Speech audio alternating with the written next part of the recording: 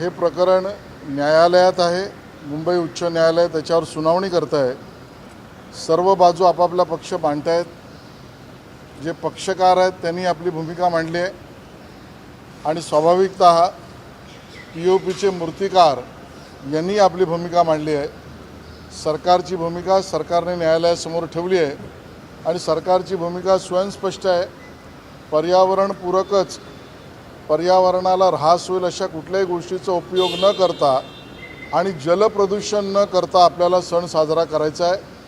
माननीय पंतप्रधानांनी अशा पद्धतीच्या आपल्या पूर्ण देशासमोर भूमिका त्या ठिकाणी मांडली आहे.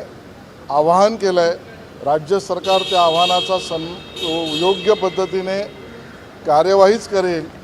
बरोबरीने POP मूर्तिकारांचं जे म्हणणं आहे त्या विषयावर शास्त्रीय वैज्ञानिक पद्धतीचा अभ्यास आणि जलप्रदूषण न होणं या पद्धतीच्या भूमिकेवर सुद्धा राज्य सरकार विचार करते आहे.